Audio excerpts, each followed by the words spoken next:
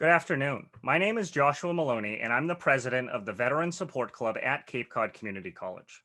This week, Veterans Week, we've had some tremendous presentations from numerous agencies which have shown the barriers and overcomings of veterans across several generations.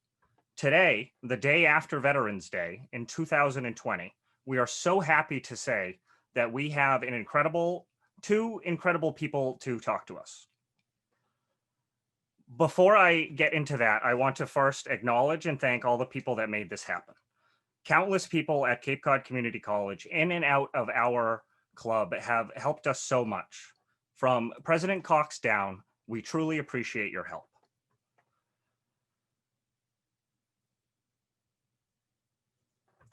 Charles U. Daly is the last living member of John F. Kennedy's West Wing Congressional Liaison staff.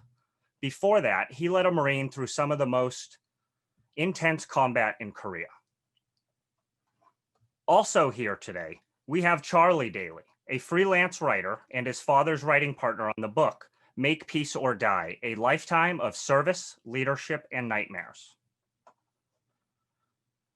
I have read most of the book, and I also watched most of the podcast you were featured on with retired Navy SEAL Jacko Willink. Understanding parts of your stories, I see triumphs of some of the barriers and some of the struggles that current veteran students face. But not only student veterans, but veterans and all people. We often ask ourselves, how or why can we continuing service? Before I begin today's discussion, I want to take a reading from the book. This is from page 15 of Make Peace or Die. There is a haunting photograph of the First Lady following the president's casket up the Capitol steps. In the center of the image, the widowed Jacqueline is looking directly at the camera. A black mantilla on her head, a wisp of hair between her eyes. She is shouldering the despair of the whole country with the same poise that defended her public image as First Lady. Beside her, JFK Jr. is bouncing up the steps with his tongue out. Too young to fathom what has happened. You hope. Carolyn's white gloved hand is holding her mother's in black. In the foreground of this tableau of grief, is the back of Kenny O'Donnell's head. He is looking off to the left, off of the frame, at the box containing our president. Kenny had been in the car behind Kennedy's in Dallas and blessed himself when he saw a chunk of the president's brain explode out of his skull. Opposite Kenny, that's me facing the camera. Eyes on the First Lady, hands on my heart. My hair is cropped short, the mark of a Marine who does not know what to do with the freedom to grow it out. I have on a lapel pin, the red, white, and blue vertical stripes of the Silver Star, which I had received 12 years earlier for my action as a platoon rifle leader on the other side of the world. I had always been able to keep my memories of war at a safe distance by throwing myself into my work. I tried to stay too busy to dwell on bad memories. Working for the president was a great way for me to do that. As I stood on the steps that day, I thought about the killing I had done in the hills of Inhe and Wonho in South Korea. I thought about the widows and bereaved mothers of men I had led to their deaths, and the Chinese and North Korean widows I had created with my M1 carbine and my orders. I saw the young faces of friends who came home in flag-draped boxes. In his inaugural address, President Kennedy had challenged my generation not to ask what your country can do for you. Ask what you can do for your country.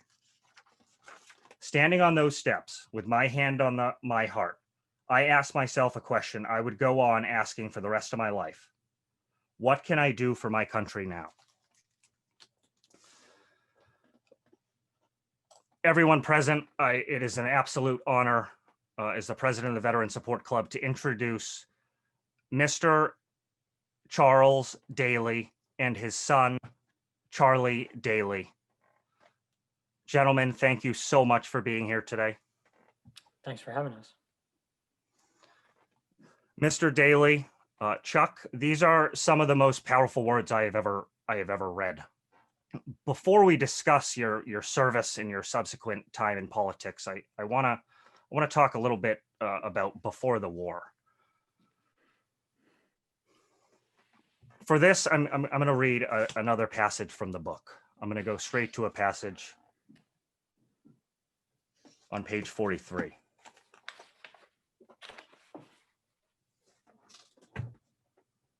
And can we get the photo of Nelson up, please? Thank you. I got a job unloading millions of gallons of industrial molasses from ocean-going tankers at a pier in Baltimore for a British company. My staff consisted of one man, Nelson Parker, who could have run the place if he hadn't been born with black skin. He was a hard worker, but I noticed he would disappear a couple of times a day for 20 or 30 minutes. Nelson, I don't mind you taking a break, but where do you go? To the toilet. What's the matter with the toilet in the office? That's for white folks. What? My predecessor had abided by and apparently agreed with the practice that segregated even two men. Nelson had walked, rain or shine, a quarter mile to a colored toilet in a nearby railroad yard. That idiotic policy ended as soon as I became aware of it. Again, Chuck, very, very incredible words. What year did this happen in?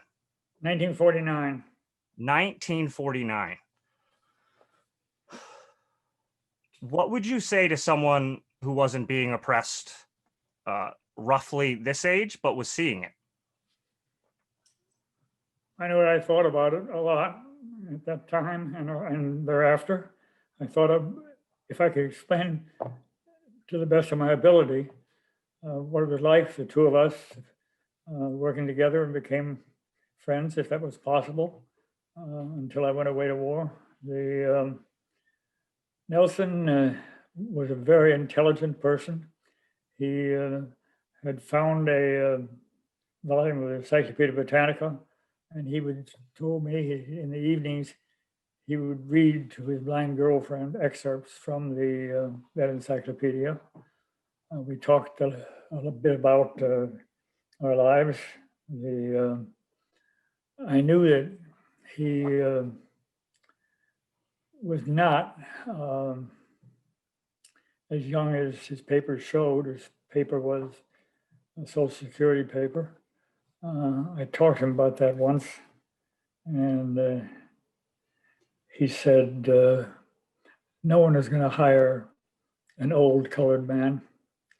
And so he had faked his papers, and I later found out when I was away in the hospital, and found out about him, talked to my bosses who were in New York City, and said, this guy is not going to have any Social Security because some idiot must have made a mistake, and his age doesn't match what his Social Security paper is. And would you, for Christ's sake, straighten it out? And at that time, I was lolling around the hospital for a year, and I had much more to do than be indignant. And I was very pleased to know that there had been some accident, and eventually he was eligible for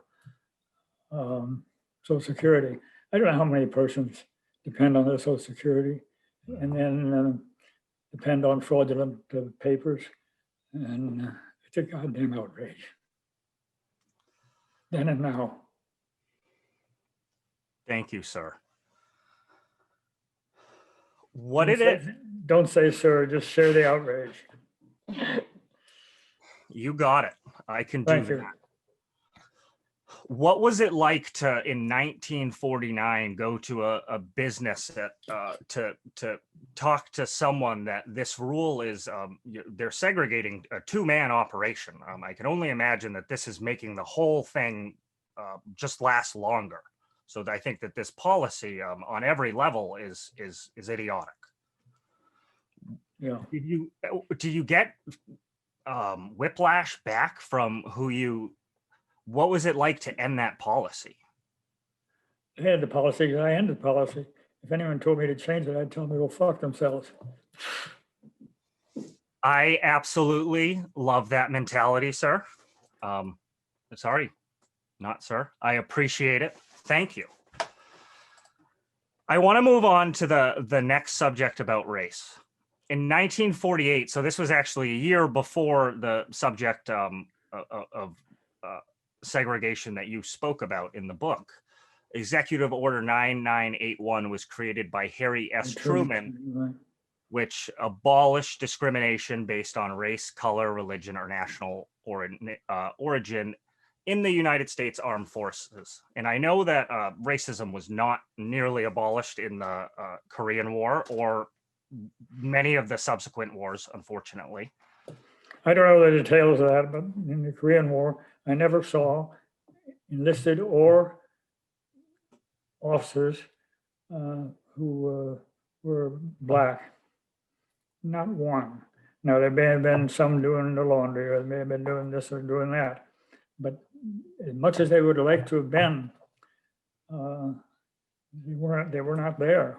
And I know that the future mayor of New York, Dinkins, was a black man or a colored man or whatever the convener was then. He tried to enlist in the Marine Corps and had a hell of a time going through repeated offices throughout Manhattan and Jersey, trying to get signed up. And he finally did get through a recruiting officer and went to Paris Island to be enlisted as a Marine. And as the recruits appeared, they were lined up, getting a line and so on. And he was first time in a line as they first came there to welcome, to tough words of welcome to Paris Island for recruit Marines. And the drill sergeant came down the line and he looked at David Dinkins and said, "What the fuck are you doing here?" and smacked him in the mouth. And that was that Marine's first, essentially his introduction to the military. Well, it wasn't his first because they had a hell of a time getting in there. They were very pleased to get there. That was his introduction, and this is the encore. And these two, Dinkins and my father, met which we'll get to later, but when he was in South Africa on the board of the Independent, and they talked about they talked about each other's time in the Marine Corps. No, actually, it was a very august board, including Ben Bradley from Washington Post and so on, in working in South Africa. And Bradley once said, "We have a hero among us." Chuck Daly went through all that routine in the military. And I said, "We got a hero, and it's David Dinkins putting up with this shit." Powerful, powerful.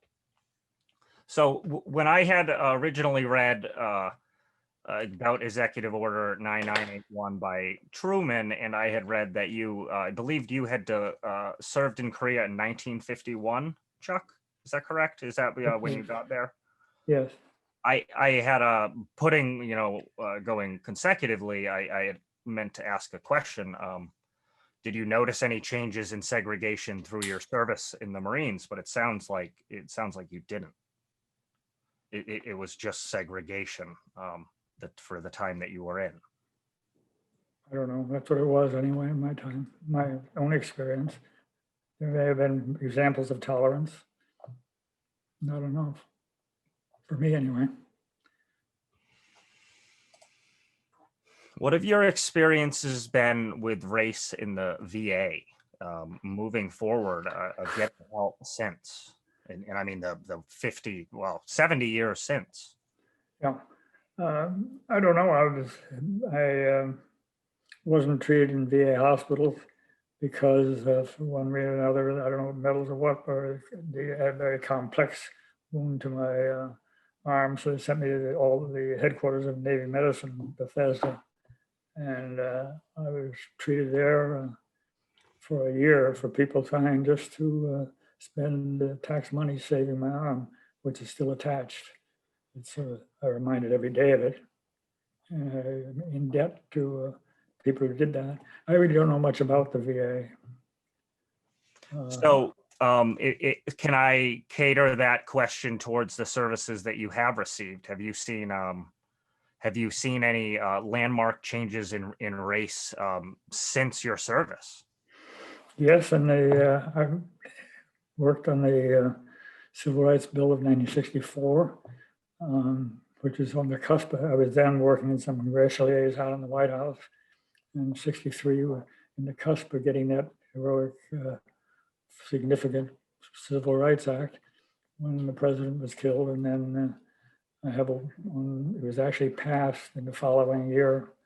And I have a photo on my wall of handing handfuls of pens to be signed by the then President Johnson. But it's a hell of a change, and it gave us a chance to behave as Americans, all of us should behave. It sounds very pious, but that's the way I felt. Sir, it's absolutely tremendous. And I've as I said earlier, I've read the majority of your book, and what we're talking about here really only touches upon it, upon all of your experience. So I want to go over to our next subject, and to do that, I want to present a photo, and I'm going to read another excerpt from the book.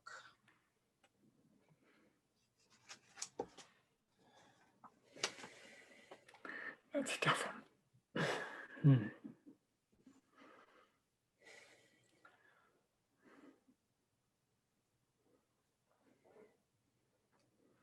My father on the left, and it was the brother of the person who became my mother on his right.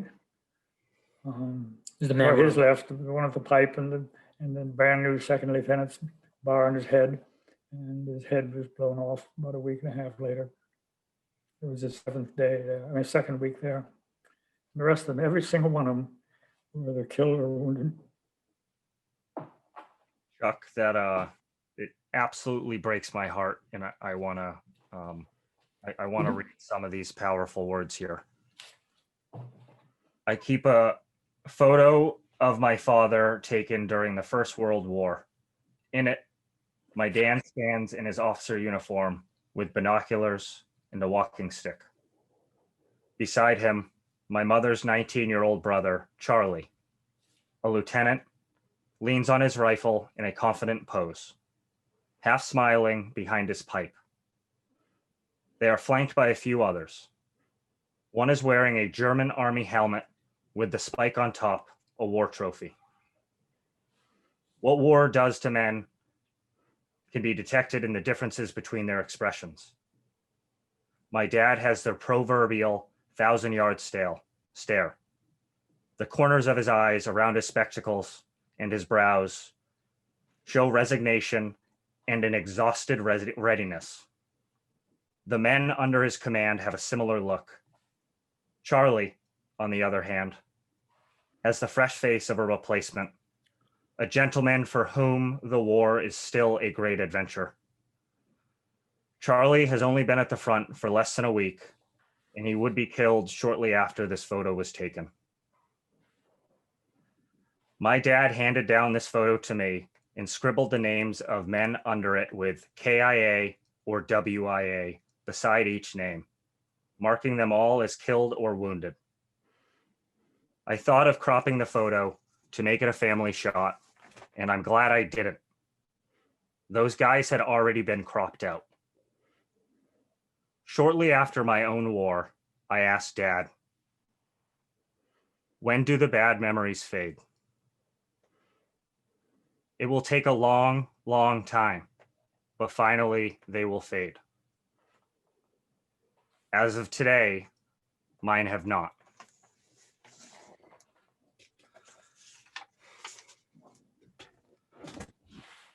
Chuck, on a lot of different levels, that really touches my heart, and I'm sure a lot of hearts of people who are listening and who are going to be able to read this book, and who are going to be able to relate with the tremendous sacrifices that you and your family and our great country has been through. And it's extremely powerful. And as a veteran of the Iraqi war, all I can do is again say thank you for everything that your generation of veterans did, and the generation of veterans before you, and the generations of veterans after you, that have continued to make the service for us better and better, so that the service that I've received has been tremendous. So now I want to ask a question.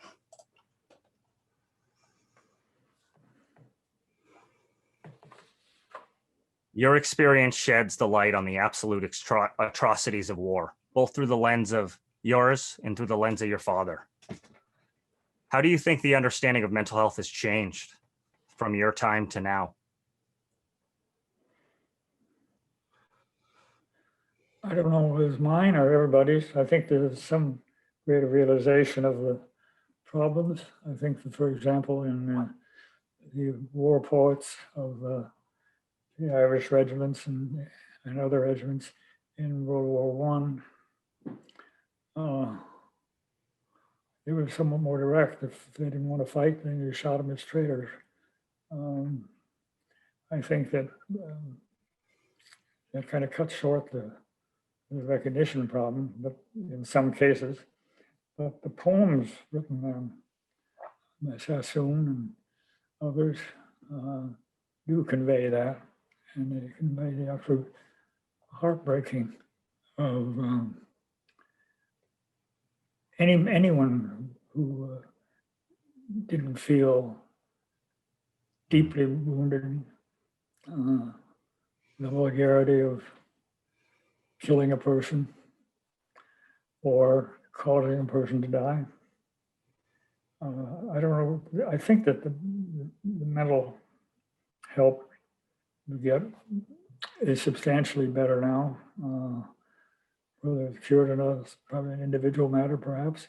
But we have a good friend, Teresa Shea, who works in cooperation with the Veterans Administration and others on the mental health and the disasters that are not disasters that are inflictable, but treatable problems. And it can be eased. I think that my family has been very tolerant, and particularly Charlie, and pulling out from his father's heart the terrors and horrors that live inside.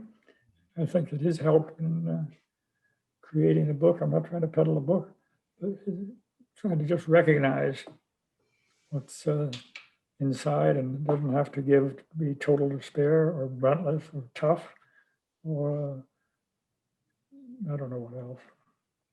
But it does help to go on from there. And I think that things like the Veterans Program, where just the opportunities to have a chance to work, to see a bit more of the fairness and wonders of the world we're in, rather than the vulgarities that tend to drive us out. I think something you just said that really resonates with me is that we're giving a lot of veterans opportunities now when we used to not. They used to be written off on the battlefield. World War I and World War II. We have a lot of quotes from some leaders saying, it's difficult. But now we're getting opportunities. The VA has had I've been given a lot of opportunities from the VA, and I'm alongside with a lot of GWAT veterans are tremendously grateful. And I want to ask you, on the line of mental health, do you practice any type of mindfulness, or what have you found helpful? The greatest single It could be a lot. The greatest thing was the GI Bill, and the idea that I had a chance to, I would have gone to college somewhere, I suppose, but to go and a mixture of persons that came to education and higher education, and particularly community colleges, where the whole spectrum of us could help and learn. And I think that well, the whole thing, not only that, the chance to own a home or the chance to get a job one I might be able to train for, it's an immensely different. And there are lots of flaws, but for me anyway, and I think for many others now that they're kind of resurrecting the parts of not just the GI Bill, but also the emphasis on the access where the chance to go to a community college and then either in that particular one, so in Cape Cod, we can learn a whole spectrum of things, but also if that leads to higher education, so what? What else does it lead to? And whether it's the arts or whether it's the construction or whatever, the whole thing makes us have to share the opportunities in the broadest spectrum. And I was delighted to see me. I don't want to interrupt to say it. On a very local thing there was, I think within the last couple of years, a bill on the Cape to physically expand the scope of the community college.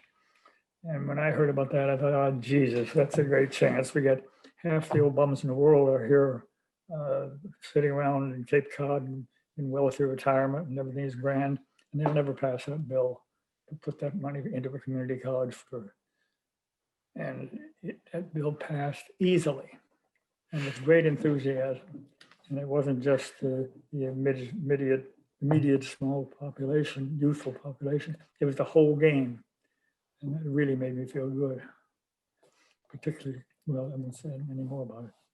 Being a Cape Cod Community College student and having benefited so much from my education here, I thank not only you, but everybody who made that happen. And this is all the perfect segue to my next reading that I want to go through in the book about VA education.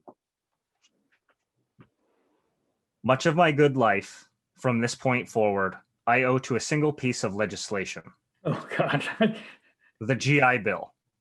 But before I could reap the benefits of my adoptive country's most generous moment or reflect on the politics of it, there were latrines to scrub, gangplanks to guard, and decks to swab. So I think that this is a photo of you in journalism school, Chuck. So this would have been a little after. But I believe that quote is, what year is that talking about when you use that GI Bill service? That was 10 years after I thought I had finished the GI Bill service and got out of university.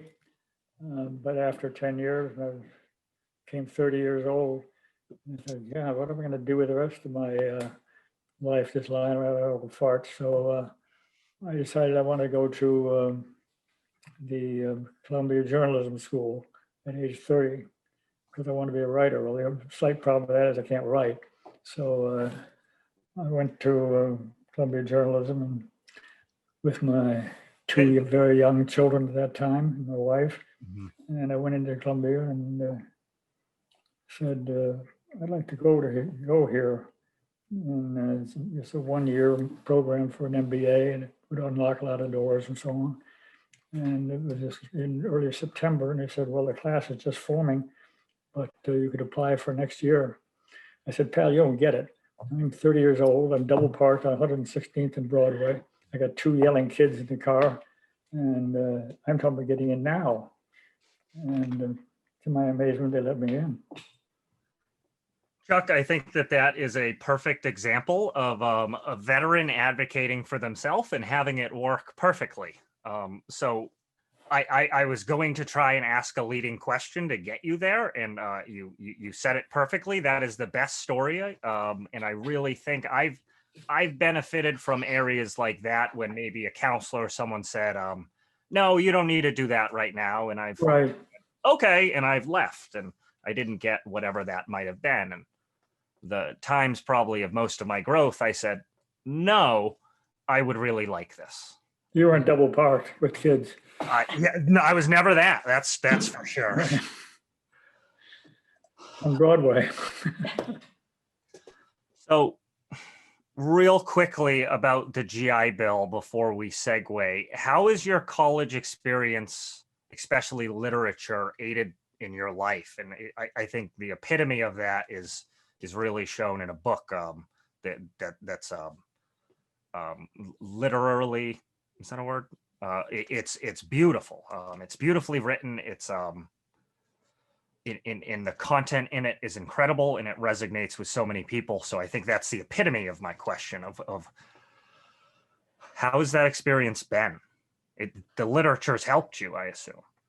Literature helped me. The literature is beside me. It's Charlie. He knows how to write. He knows how to read. He's smarter than I am.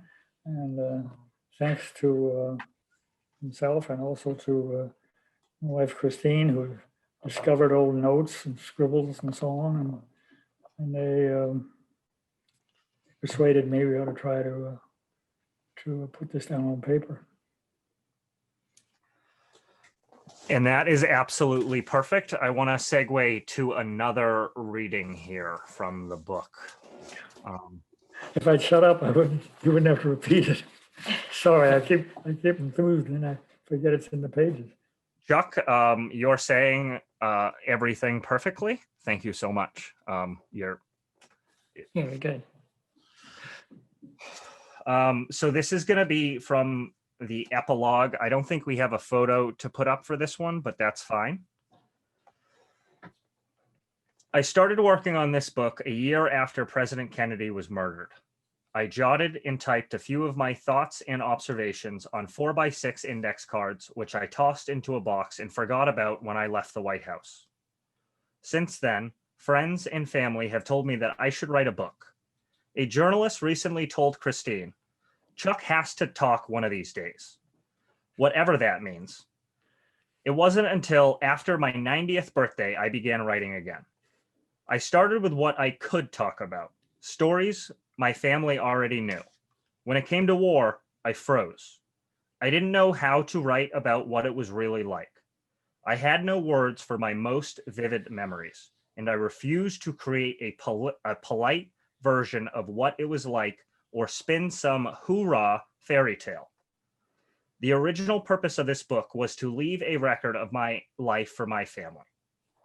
What would they think of my having committed a war crime? Was it unfair to put these images in their head that I could not get out of mine? I once told my friend, Bob Manning, former editor of The Atlantic, who was writing his own memoir, if you can't tell the truth, don't write a book. It was time for me to take my own advice. I approached my son, Charlie, about collaborating on this project. He suggested we start by talking through my notes and expanding some of those conversations into the prose of a memoir. With my family's support and encouragement, I gradually started talking about things I couldn't talk about. It wasn't easy. There were days when we would talk for 10 minutes and I'd break down and go on a long walk. Other times it was the opposite. He couldn't get me to shut up or to slow down so he could take notes. Charlie supplemented our conversation with background research and hours of interviews with friends, family, and colleagues. His interview notes ran over 1,000 pages. So I'm going to transfer my questions over to Charlie, the son. Good afternoon, Charlie. Thank Good you. to be here, Josh. Good evening. So incredible words, and I've gotten to know you over the past couple of weeks. It's pretty quick. It's been tremendous. A couple questions for you. I wanna ask you, how are some of the ways that you've supported your father? Yeah. I mean, I think that there came a point in working on this book where it became clear that these conversations were tough, but they were helpful.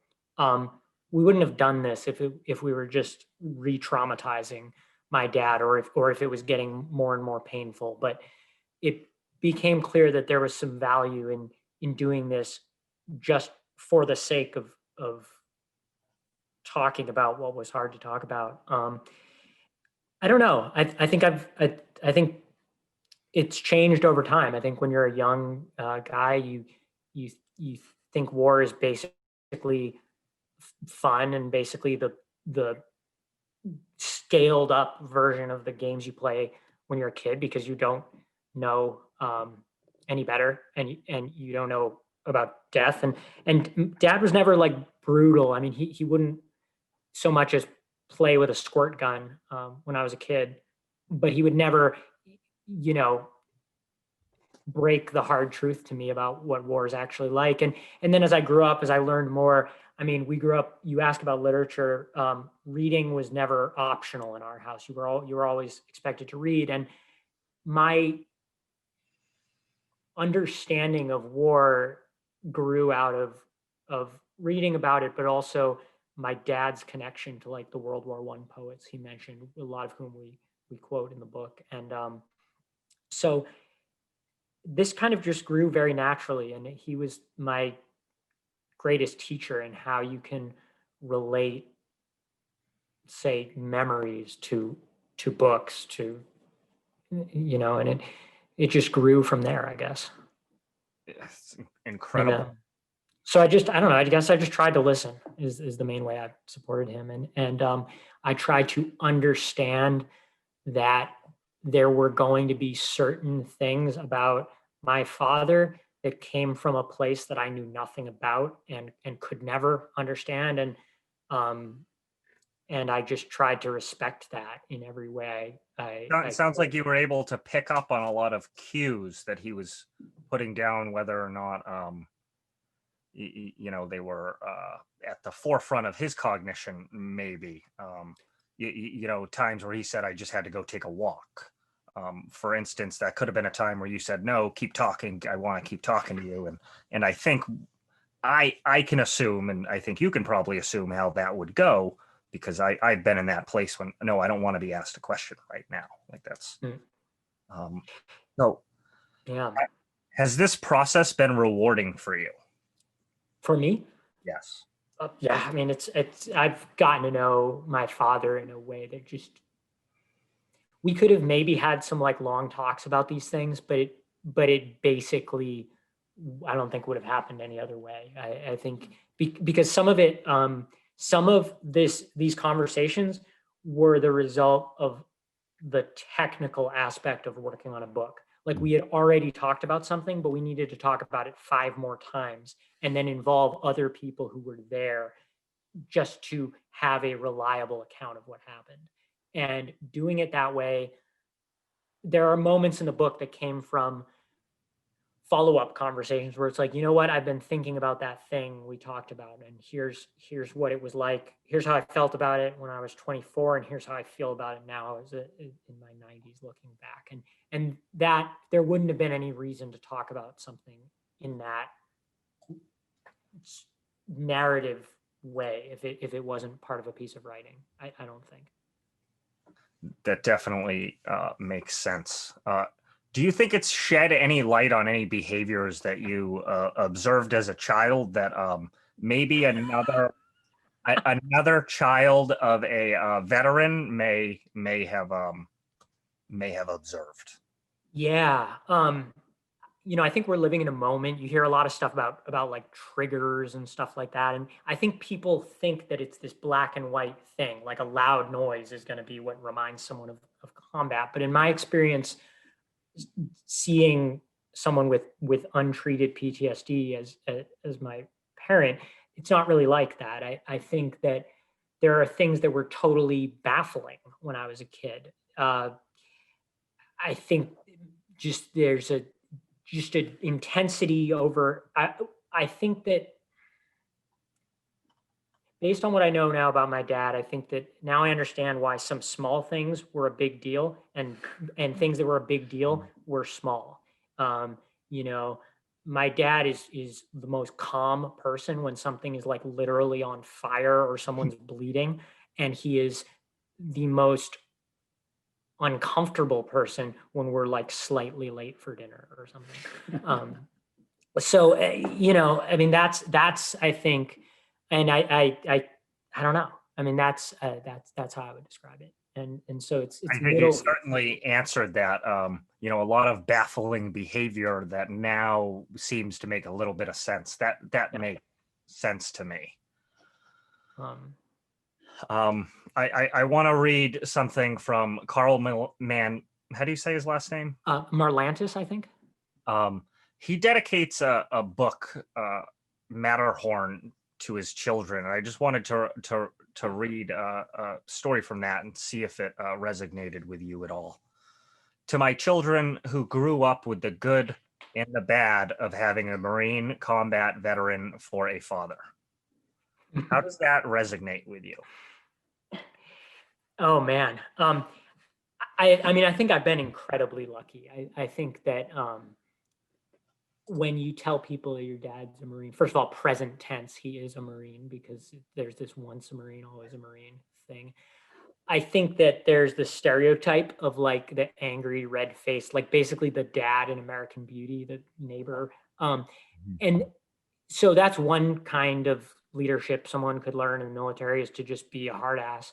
But then there's also this, I mean, my dad, it seems, learned that if you want people to follow your lead, you have to actually, you know, lead from the front, and you have to have empathy, and I think that's the positive, is he's incredibly sensitive to other people around him. I've never seen him take anything that he couldn't freely give to the person sitting next to him. And just so that's the good. I think I touched on the bad of those like baffling behaviors I didn't Mm-hmm. understand, but I think there's a lot of good there in being a father, like a platoon leader, for lack of a better way to put it. I have yet to wake up earlier than him. He's kind of always up when I am, no matter how early I try to get up. He's like, the patrol has already begun. My stepfather is a Marine from the 80s, and that's the same thing. I've never, once a Marine, always a Marine. I've never woken up before him.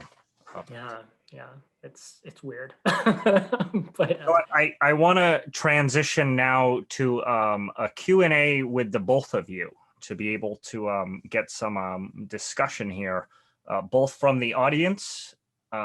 We already have some questions from the audience, not to mention some tremendous feedback, which I appreciate. But Chuck and Charlie, you should also, it's going well. Thank you. stuff, man. Nice. So for the both of you, what advice would you have for a family member trying to support a veteran in their life? And can I give that to Chuck first? So let's say a family member, spouse, or child. It could be all the way from your generation to maybe my generation. Is there anything you could say, hey, there's a veteran in your life? What's something that would make sense to hear? I'd say you should make it lucky for you and also for him or her. I think some understanding that despite the disgusting situation our country is in at the moment, that there are things there worth understanding and worth helping and worth sharing. And that's a glittering bunch of generalities. I'm sorry for that. And I think just like not making assumptions. I've encountered people where they're, it's like their grandfather doesn't talk about his time in the Civil Air Patrol or whatever. It's not because of some ghastly trauma. It's just he doesn't think you'd be interested. So I think letting them know that you're down to talk about anything. and that it's you're not like coming to them with a bunch of assumptions about why something is hard to talk about or whatever. And it's okay if you can't relate fully, if you can always listen. I think that brings up a good point. The Korean War is known in nowadays as the Forgotten War, and you have some powerful words about that to talk about what the state of America was like, when the full-fledged combat operations were going on. I Love Lucy's out. There's a brand new truck out.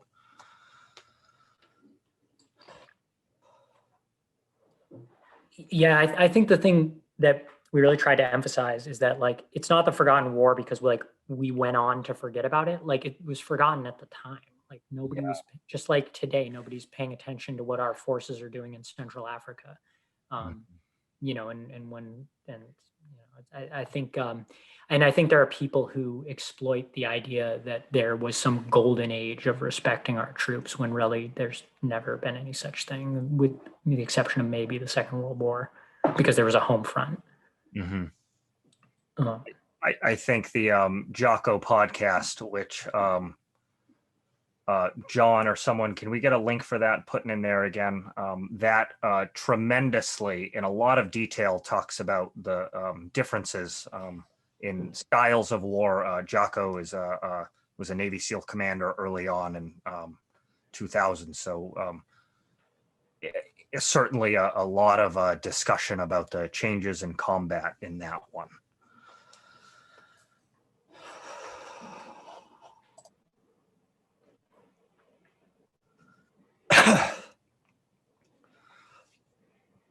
Chuck, what would you say to someone who's returning from the Afghanistan or Iraq war right now that may feel like America's not really paying attention to what's going on right now?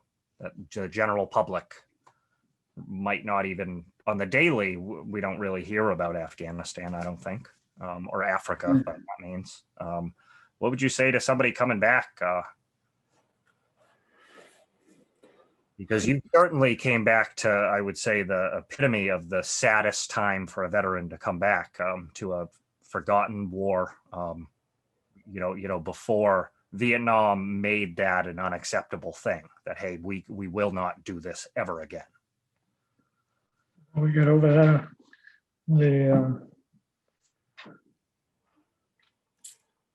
I think that just what I would suggest is, when you come back and we talk to the GI Bill and the general backing of opportunity, think about what things you might want to do, and don't decide on a particular one at any particular time. I tried to, for a while, and for quite a while actually, to change jobs every 5 years, find another job or something else to do and focus on, and then keep a little kernel inside yourself of, what you want to do is something useful, something special to you. And don't be frustrated by one job or another. I know that at one time I was employed by a great university, and it was supposed to be a great job to be near the top of that. And the person said to me, after offering me this job, said, what do you want to be 5 years from now? Implying that I'd always want to be at that great university of Harvard. I said, wait a minute, I know what I'm going to be 5 years from now. What I am right now, I'm going to be my own fucking man. And 5 years to the day, I went back to him and said, 5 years is off. I'm going to try another job, another field. So just follow your dreams and don't step on people. That is tremendous advice. Thank you. I'm glad I got to hear that also. I have another question from the audience. You speak with great affection for your friend Pete McCloskey. McCloskey. Yes. He went on to serve in the U.S. Congress. Chuck, can you talk more about the importance with fellow veterans, those who we served with in combat and who support us emotionally for the rest of our lives? That's a fairly special friendship because McCloskey and I were platoon leaders at the same time in the same battalion of another job. And he, when I was wounded, he was more lightly wounded and was going to go back to Japan and have some repairs, go back to war. But he got up off the stretcher and went back to war. But the joy of having with McCloskey was extraordinary. And he remembers it. I was shot on May 29th. May 29th, 1951. Every May 29th thereafter, wherever he was, in the Congress, or he followed his own lights and became a lawyer. He said, it's the 29th of May. He said, that's the day you should have been shot dead, you dumb bastard. And he hung up on me. That's the end of the conversation. But there was a friendship there. And we were in different political parties. So we had some joyous political arguments and so on. And I have on my wall one thing I urged for a complete amnesty for Vietnam veterans, and not to have to serve a year's penance for having served. I said, fine, why don't we just have the same penalty for every B-52 pilot we had when they get out? They can also pay a penance and then go ahead.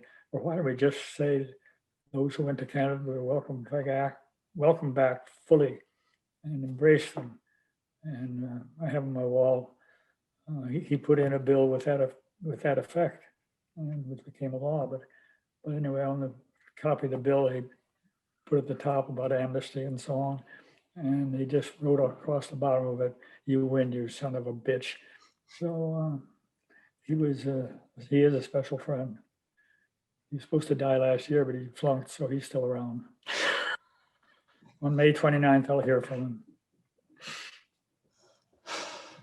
him. Tremendous. Again, I want to have one more question before we wrap up. Looking at the time, we're about 5 minutes of. For Chuck and Charlie, and if we can start with Charlie on this. Good. What is the biggest thing you would like someone to take away from this book? Oh, man. I